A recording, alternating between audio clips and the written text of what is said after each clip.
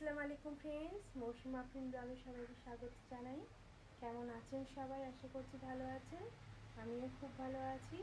চলুন আজকে আমি কি করছি আপনাদের সাথে শেয়ার করছি। এই যে দেখুন, আজকে আমি বানাচ্ছি এই যে গোলা রুটি।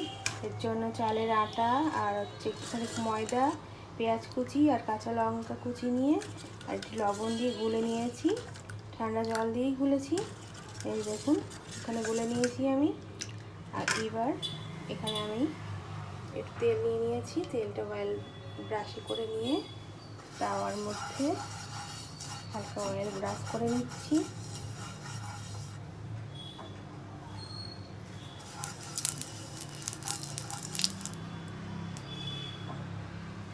ব্রাশ করে নিয়েছি অয়েল। এইবার বাটারটা আমি দিয়ে দিচ্ছি।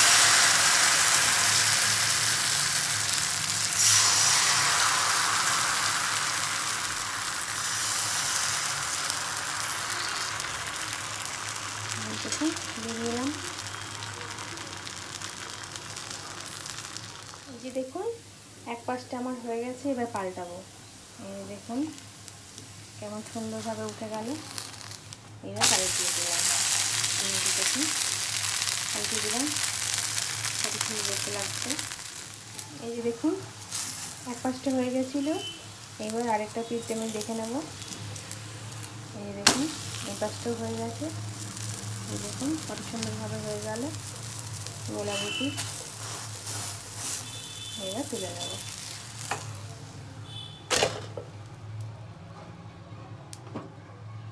তাহলে চলুন আবার দেখা হবে অন্য একটা ভিডিওতে। এখন টাটা।